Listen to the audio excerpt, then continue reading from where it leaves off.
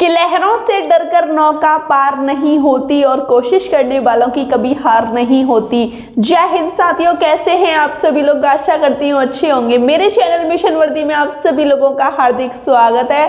साथियों, आज की क्लास में हम लोग पढ़ने वाले हैं फ्रैक्शन भिन्न।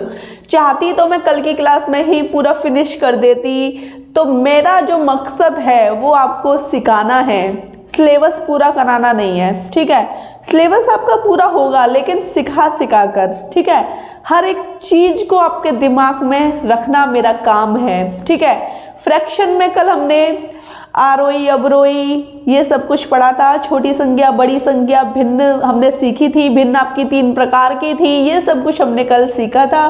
तो आज थोड़ा आगे बढ़ लीजिए। कल मैंने आपको बार वाले क्वेश्चन कराए थे ना, बार वाले प्रश्न, है ना। तो बस ये जो चिन्ह दिख रहा है ना, ये बार का चिन्ह है। किसका है? बार का। इसे हम क्या कहते हैं? बार। ठीक है, और मैं बार का मतलब होता है कि वो बार बार आ रहा है, जिसके ऊपर बार लगा है वो बार बार आ रहा है। ठीक है, ये समझ गए। चलो आपको समझा देती हूँ कि जो बार की वैल्यू होती है, अब जैसे 0.3 के ऊपर बार है। ठीक है, 0.3 के ऊपर बार है। किसके ऊपर? 3 के ऊपर। तो मैं इसको पता है क्या लिखूंगी? मैं इसको लिखूंगी 3/9। अब आप कहोगे 9 क्यों लिखा आपने?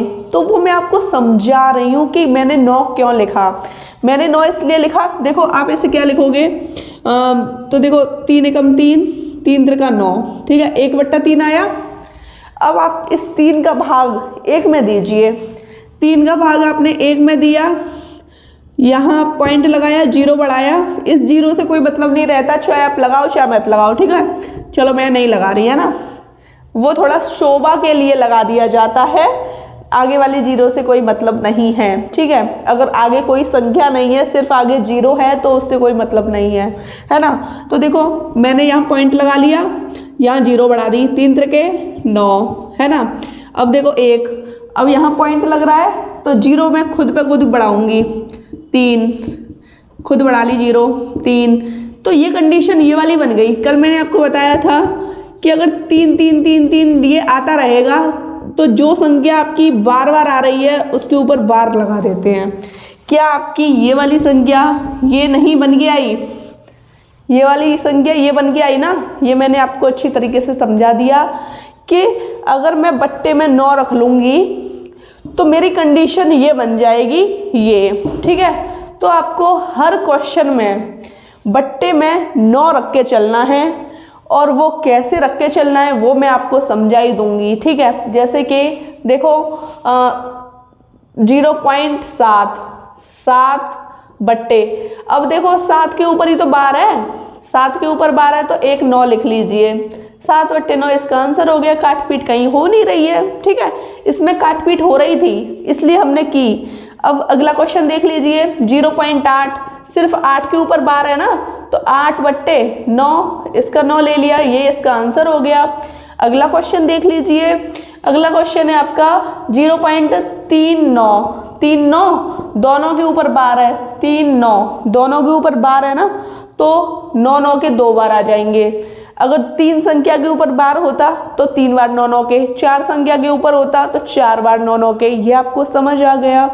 ठीक है, अब देखो काट पीट हो रही है, 3 से कट रहे हैं दोनों 13, और 3 से ये 33। अब नहीं कट रहे तो ये इसका आंसर हो गया। ठीक है, ये हमने आवृत दशमलव भिन्न से साधारण भिन्न में चेंज किए हैं। ठीक है, समझ गए। आवृत का मतलब कोई संख्या बार बार रिपीट हो रही है। कल मैंने आपको आवृत दशमलव भिन्न की डेफिनेशन बताई थी कि जहां आपके अंकों की पुनरावृत्ति होती है उस संख्या को लेके उसके ऊपर एक रेखा खींच देते हैं। जिन्होंने भी मेरी कल की क्लास नहीं ली वो एक बार मेरी कल की क्लास अवश्य लें। ठीक है, अब आपका अगला क्वेश्चन है, इसमें भी यही कंडीशन है। देखो 0 पॉइंट, देखो इस 0 पे बार लगाए। ठीक है, इस पे लगाए, 0 पे लगाए, 8 पे लगाए, तो देखो 0 8 बट्टे इसका 9, इसका 9 9 9। ठीक है, अब ये बताइए अगर ये 0 पीछे होता तो ये 80 बन जाता, लेकिन आगे है कोई महत्व नहीं है, तो 8/99 इसका आंसर हो गया। क्या आपको ये क्वेश्चन अच्छी तरीके से समझ नहीं आए? मुझे पूरी उम्मीद है कि आपको अच्छी तरीके से ये प्रश्न समझ आए हैं। ठीक है, जैसा कि हमने बार में बेसिक बार सीखे हैं, दशमलव बार वाले प्रश्न हमने सीखे हैं, अब हम करेंगे ऐसे प्रश्न, ऐसी संख्या जिसमें 2-3 अंक दिए होते हैं, 1-2 अंकों पे बार लगा होता है और 1-2 अंकों पे नहीं लगा होता, तो इनको हम सॉल्व कैसे करेंगे तो वो मैं आपको बता दूंगी। बस मेरे साथ समझते चलिएगा। ठीक है, अगर आप समझने की कोशिश करेंगे तो कुछ भी मुश्किल नहीं है, कुछ भी। ठीक है, चलो देख लेते हैं। आपका ये क्वेश्चन दिया गया है, जैसा कि मैंने आपको बताया था कि जिसके ऊपर बार लगा हो उसके नीचे बट्टे में हम क्या लगा देते हैं? 9। ठीक है, ये बताया है ना। तो बार इसमें 0.57 बार किसके ऊपर लगाया? केवल 7 के ऊपर। ठीक है, 7 के ऊपर लगाए ना, तो बस कुछ नहीं, क्या करना है, अब देखो 0 पॉइंट, इनसे अभी कोई मतलब नहीं है। ठीक है, तो 5 7, ठीक है, समझ गए ना, 0 पॉइंट से हमें कोई मतलब नहीं है, 5 7 हो गया। और बट्टे में आपको बता दूं इसका 9 आ जाएगा, ये तो मैंने आपको बता दिया है, इतना तो आप सीख गए ना। लेकिन अभी हमारा क्वेश्चन बिल्कुल यहाँ फिनिश नहीं हुआ। ठीक है, हमारा सॉल्व नहीं हुआ क्वेश्चन, वो तो मैंने आपको ऐसे ही समझाने के लिए बताया है। देखो, अगर कभी भी ऐसी कंडीशन दी जाए, एक में बार लगाए एक में नहीं लगा, जिसमें बार नहीं लगा उसे घटा दो। ठीक है, 57 में 5 7 में से बार किस पे नहीं है? 5 पे, 5 घटाओ। ठीक है, ऊपर वाला आप सीख गए, अभी नीचे वाला भी आपका कंप्लीट नहीं हुआ। ठीक है, और जिस पे बार नहीं लगा उसके नीचे 0 बढ़ा दो। ठीक है, ऊपर आपको जिस पे बार नहीं लगा उसे घटाना है और नीचे आपको जिस पे बार नहीं लगा उसकी 0 बढ़ानी है। अगर आप लिखना चाहें तो नोट पॉइंट में खुद पे खुद बना के लिख सकते हैं। ठीक है, समझ गए ना, मेरा काम समझाने का है और मुझे इतना विश्वास है आप लोगों पे, अगर आप मेरी क्लास अच्छी तरीके से लोगे तो आपके दिमाग में हर एक पॉइंट ऐसे घर कर जाएगा जैसे कि आप उसमें रह ही रहे हो। एक घर में अच्छी तरीके से रहते हैं ना, कि मतलब बच्चा पैदा होता है फिर वो एकदम बड़ा हो जाता है, तो वो अपने घर को थोड़ी ना भूलता, ऐसे ही आप इस क्वेश्चन को कभी नहीं भूलोगे अगर आप इन क्वेश्चनों को अच्छी तरीके से बेसिक से समझोगे तो। ठीक है, समझ गए?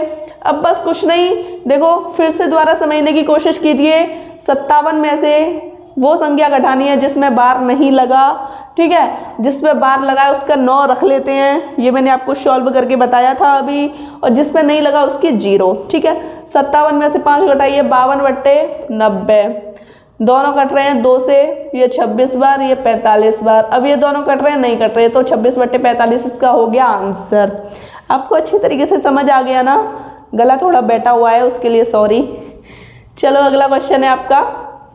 हाँ देखो, 25 पे बार लगा है ना, तो बस कुछ नहीं, 925 पूरा ले लीजिए, 925 माइनस जिस पे बार लगा है उसे घटा दीजिए, सॉरी जिस पे बार नहीं लगा उसे घटा दीजिए। फिर से सुनिए, मुझसे भी गलती हो गई, उसके लिए सॉरी। देखो 925 मैंने लिख लिया, जिस पर बार नहीं है उसे घटा दो, 9 घटा दो। ठीक है, अब जिन पे बार लगाए उनकी क्या लेनी है? 9 9, इन दोनों की 9 9 ले ली, और जिस पे नहीं लगा उसकी 0। ठीक है, ये आपको समझ आ गया। अब आपको इसमें से इसे घटाना है, तो ये आया 916/990। ठीक है, इसकी काट पीट कर लेना, ये कटेंगे। ठीक है, ये मैंने आपके लिए छोड़ा है। ठीक है, काट पीट आपको करनी है। अगला क्वेश्चन देख लीजिए।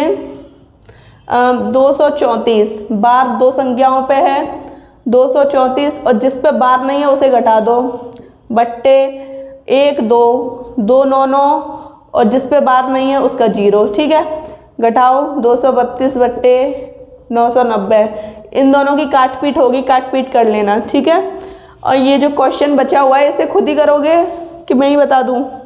चलो मैं बता देती हूँ आपको। इस पूरी संख्या में से आपको घटाना है जिस पे बार नहीं लगा, 35 बट्टे जिस पे बार लगा है उनकी 9 और जिन पे नहीं लगा उनकी 0, ठीक है। इसको सॉल्व आप कर लेना, ठीक है।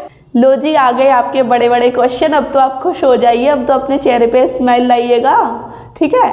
तो आपको बिल्कुल टेंशन नहीं लेनी, बस अपनी मेहनत अच्छे तरीके से करनी है जिससे कि आपके घर वालों को लगे कि हाँ वैकेंसी आएगी तो इस बार मेरा जो लड़का है या लड़की है वो सिलेक्शन ले लेगा, ठीक है। और मतलब जो भी आपसे जलने वाले हैं उनको भी तो आपको जलाना है, तो इस बार आपको सिलेक्शन लेना है, हर हालत में लेना है, ठीक है। चलिए क्वेश्चन 1 देख लीजिए। एक धन का 1/3 भाग उसके 1/4 भाग से 12 अधिक है, उस धन का 3/4 भाग ज्ञात कीजिए। सबसे पहली कंडीशन इसमें आप देख लीजिए कि एक धन का, हमें धन नहीं पता ना कि कितना धन है, तो सबसे पहले तो हमें धन ही निकालना होगा। जब तक धन नहीं पता लगेगा तब तक हम उस धन का 3/4 भाग भी नहीं निकाल पाएंगे, ठीक है। तो एक धन का, तो धन को मैं क्या मान लूँ भाई, जब मुझे धन निकालना है तो मुझे धन मानना पड़ेगा, चाहे मैं x मान लूँ, चाहे a मान लूँ, चाहे y मान लूँ, कुछ भी मान लूँ। चलो मैं मान लेती हूँ धन को x, ठीक है, क्योंकि भाई बिना धन के मैं इसका 3/4 भाग नहीं निकाल पाऊंगी, ठीक है। समझ गए। एक धन का 1/3 भाग। अब देखो धन का, ठीक है, का मतलब गुणा, धन का 1/3 भाग, समझ गए ना। उसके मतलब उसी धन के, उसी धन के धन ये हो गया ना x, समझ गए। उसी धन के 1/4 भाग से कितना अधिक है, 12 अधिक है। ये वाली कंडीशन इससे 12 अधिक है, बराबर में आएगा तभी तो अधिक होगा। अब मैं कहूँगी मेरी उम्र 10 साल है और मेरी उम्र 10 साल है और मेरी जो बहन है उसकी उम्र 8 साल है, तो मैं अपनी बहन से कितनी साल बड़ी हूँ, मैं अपनी बहन से कितनी साल बड़ी हूँ, तो भाई मैं अपनी बहन से 2 वर्ष ही तो बड़ी हूँ, ठीक है। समझ गए ना। तो ये दोनों कंडीशन बराबर वाली कंडीशन में आ गई है ना, समझ गए। बस मैं आपको यही समझाना चाहती हूँ। आप इसको देख लीजिए कि एक धन का 1/3 भाग उसके 1/4 भाग से 12 अधिक है, ठीक है। एक धन है उसका 1/3 भाग 1/4 भाग से 12 अधिक है, तो बस आपको कुछ नहीं करना, x/3 बराबर x/4 + 12, ठीक है। अब आपको करना क्या है, x/4 को इधर ले आइए, ये प्लस का है ना, इधर आके किसका हो जाएगा, माइनस का हो जाएगा, बराबर 12, ठीक है। इतना आपको अच्छे तरीके से समझ आया। अब आप क्या करोगे, 3 और 4 का एलसीएम लोगे। एलसीएम मैंने आपको सिखाया है ना, बिल्कुल बेसिक क्लास में सिखाया है ना, बिल्कुल सच सच बताइएगा, सिखाया है। तो बस इसीलिए आपको सिखाया है कि आपको आगे बिल्कुल भी मुसीबतों का सामना ना करना पड़े, ठीक है। 3 और 4 का एलसीएम कितना हो जाएगा, निकालोगे तो 12 इसका एलसीएम आएगा, ठीक है। समझ गए, 12 एलसीएम आया। तो अब मैं क्या करूं, 12 का गुणा ऊपर कर दूं और 12 का यहाँ कर दूं, ठीक है। 3 चौक 12 और 4 तिया 12, ठीक है। 4x - 3x बराबर 12, ठीक है। 4x में से 3x गए तो x, एक x ही तो बचा, बट्टे 12 बराबर 12।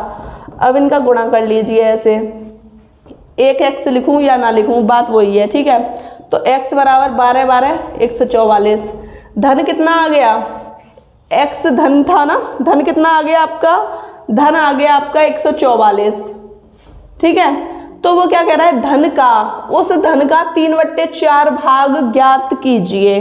तो मेरा धन कितना था, मेरा धन 144 है ना, मेरा धन ही 144 निकला है। उस धन का 3/4 भाग, 4 से भाग दीजिए, 4 तिया 12 और 4 6 24, इनका गुणा कीजिए। 36 गुणा 3 36 18, 3 का 9 और 1 10, 108 इसका आंसर हो गया। ठीक है, बहुत ही सिंपल क्वेश्चन है, क्वेश्चन पढ़ोगे तो आपको अच्छी तरीके से समझ आ जाएगा।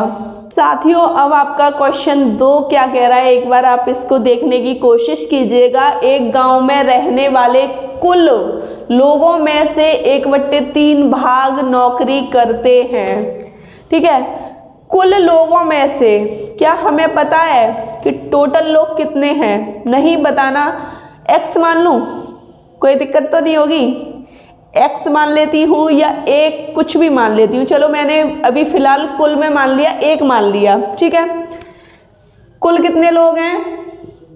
टोटल 1 लोग हैं, जिसमें से 1/3 भाग क्या कर रहे हैं?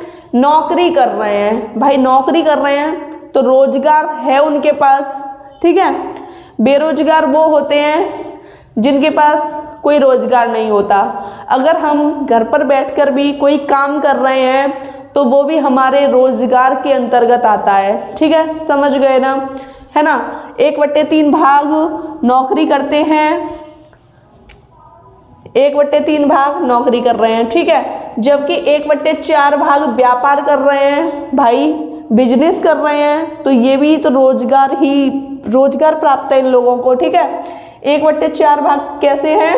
व्यापार करने वाले, और 1/4 भाग ही कृषि खेती करते हैं। ठीक है, 1/4 भाग ही क्या करते हैं? खेती, है ना? तो बताइए गांव का कौन सा भाग बेरोजगार है? बेरोजगार बोले तो कौन सा भाग ऐसा है जो कोई काम नहीं करता, है ना? समझ गए ना? गांव की भाषा में निठल्ला है, समझ गए? जिसके पास कोई रोजगार नहीं है। तो देखो 1/3, 1/4 और 1/4 ये हो गए थे आपके नौकरी वाले, ये बिजनेस वाले, व्यापार वाले, ये कृषि वाले। इन तीनों को जोड़ लूं, भैया इनके पास तो रोजगार है, ये नौकरी कर रहे हैं। ठीक है, तो मुझे ये पता लग जाएगा कि कितने लोग ऐसे हैं जो हमारे गांव में जिनके पास खुद का रोजगार है।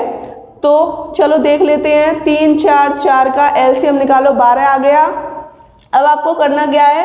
12 का गुणा इसमें, 12 का गुणा इसमें, 12 का गुणा इसमें। ये मैंने आपको सिखाया। 3 चौक 12, 4 4 तिया 12, 3 एकम 3 गुणा कर लेना आप, भले ही, है ना? और 3 देखो, 4 और 3 7 8 9 10, 10/12, है ना? तो 2 से कट गए, ये 5 बार और ये 6 बार। ये आपको समझ आया? ये आपके ऐसे लोग हैं जिनके पास रोजगार है, जो पैसे कमाते हैं। लेकिन पूछा क्या गया है? पूछा ये गया है कि कितने लोग ऐसे हैं जो बेरोजगार हैं, जो कुछ भी नहीं कमाते, है ना? ये पूछा गया है। और हमने कितने लोग माने? टोटल हमने 1 माना ना। तो भाई कुल में से आप रोजगार घटा दो तो बेरोजगार निकल आएंगे। ठीक है, 1 मान लो, 1 और 6 का एलसीएम 6, इसमें 6 का गुणा, इसमें 6 का गुणा, 6 एकम 6। ठीक है, माइनस 6 से 6 कट गया 5। 1/6 लोग ऐसे हैं जिनके पास कोई भी रोजगार नहीं है। अब आपका अगला क्वेश्चन कह रहा है कि किसी कक्षा में 2/3 भाग विद्यार्थी उपस्थित थे। ठीक है, पहले पूरा क्वेश्चन अच्छी तरीके से पढ़ते हैं। ठीक है, जिनकी संख्या 40 थी, है ना? यदि कक्षा में 2/5 भाग लड़कियां हों तो लड़कियों की कुल संख्या ज्ञात कीजिए। तो सबसे पहले आपको इसमें एक कंडीशन निकालनी है।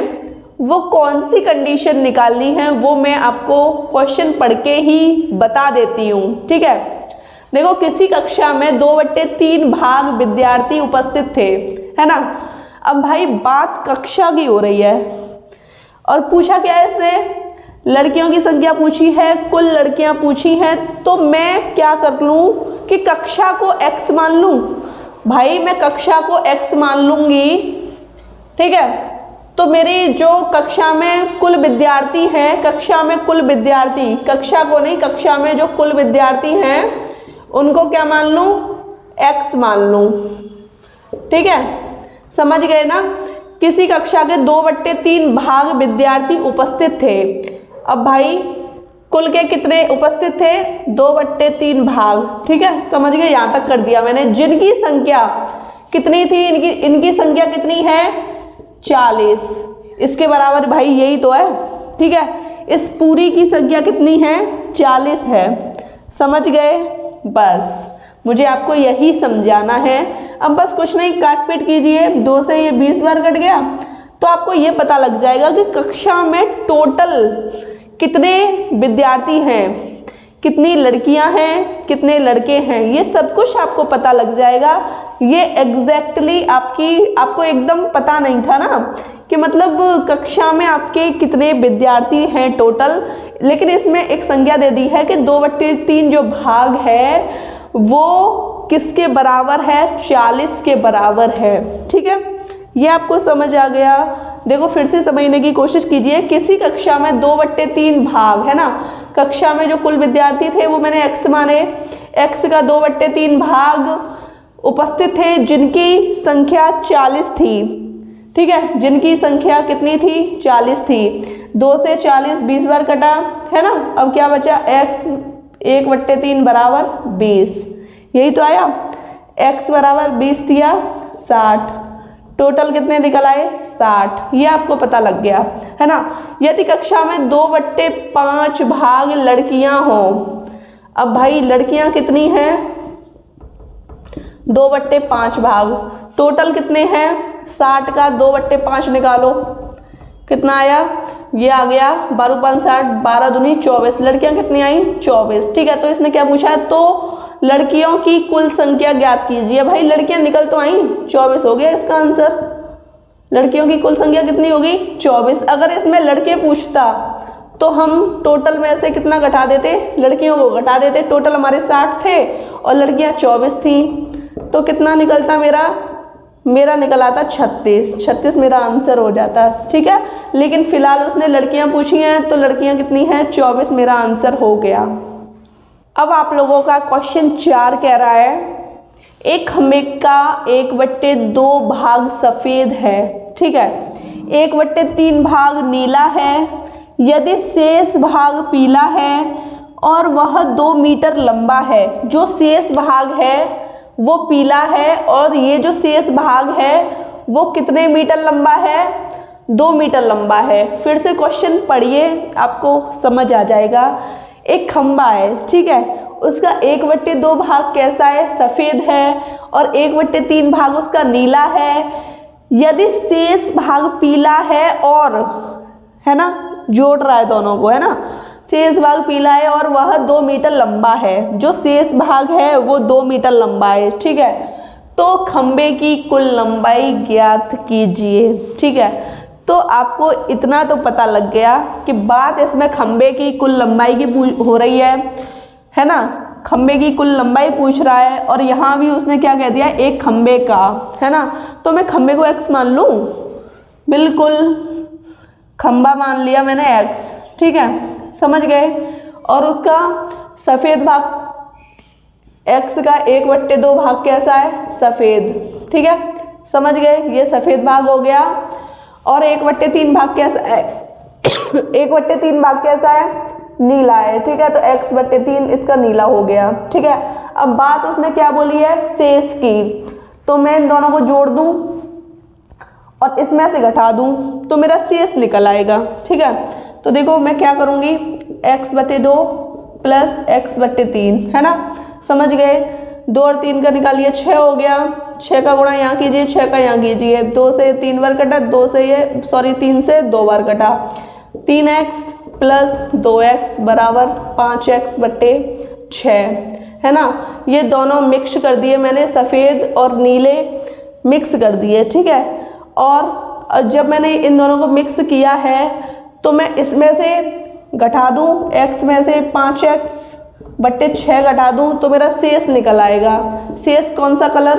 पीला कलर मेरा निकल आएगा। ठीक है, तो अब बस मुझे कुछ नहीं करना, 1 मानना है। 1 और 6 का निकालिए तो 6 हो गया।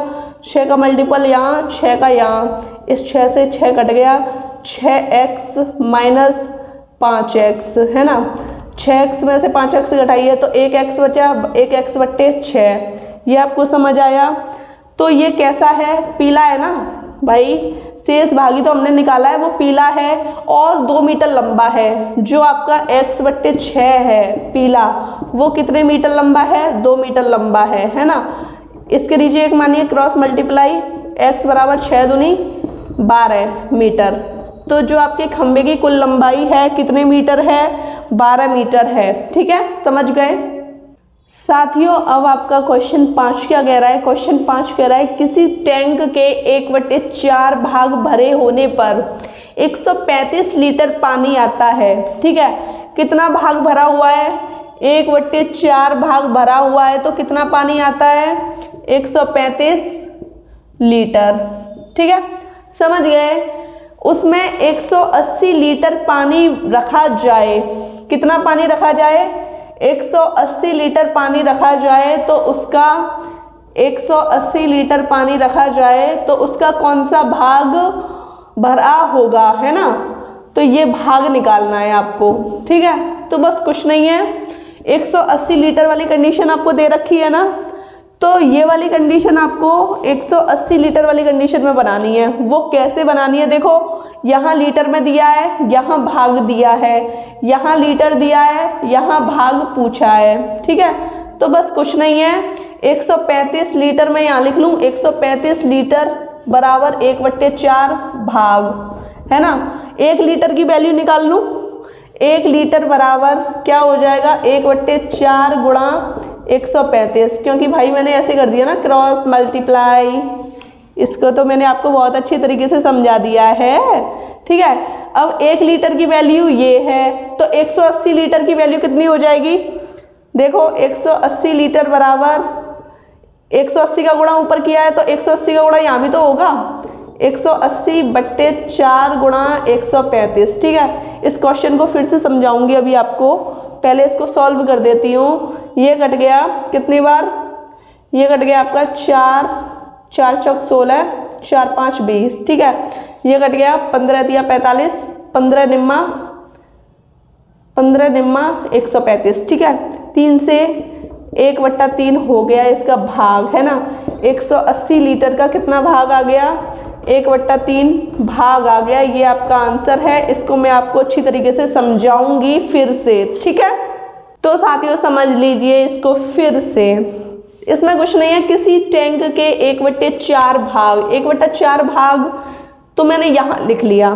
ठीक है, 1/4 भाग भरे होने पर 135 लीटर पानी आता है, इतना पानी आ जाता है, ये पता लग गया। तो बस मैंने कुछ नहीं किया, तो उसने कहा है 135 लीटर पानी भरे होने पर उसका कौन सा भाग भरा होगा। ठीक है, भाग पूछा है, लीटर में दिया है, तो मैंने कुछ नहीं किया, 135 लीटर को मैंने यहाँ लिख लिया है और 1/4 भाग को मैंने यहाँ लिख लिया है। ये आपको समझ आ गया? ठीक है, अब आपको करना क्या है? कुछ नहीं करना। अब भाई देखो, यहाँ 180 लीटर की वैल्यू पूछी है तो आपको यहाँ 1 लीटर करना पड़ेगा जिससे आप 180 का गुणा कर पाएँ। अब 135 में गुणा करोगे तो वो संख्या तो और ज़्यादा ही हो जाएगी। अब 1 लीटर में हम 10 की वैल्यू निकाल सकते हैं, 50 की निकाल सकते हैं, 100 की निकाल सकते हैं, 180 की निकाल सकते हैं गुणा करके। ठीक है, गुणा अगर हम यहाँ कर रहे हैं तो यहाँ भी करेंगे, क्यों यहाँ भी करना होगा, अभी आपको समझाया है, क्योंकि हम 180 ऐसे ही थोड़े ना रख सकते, है ना। तो 180 का गुणा मैंने यहाँ किया, 180 का यहाँ कर दिया। अब बस कुछ नहीं, 180 की इसने वैल्यू पूछी है, इनकी तो यहाँ पे काट पीट हो ही गई, तो 1/3 आ गया। 180 का कितना आ गया? 1/3 हो गया इसका आंसर।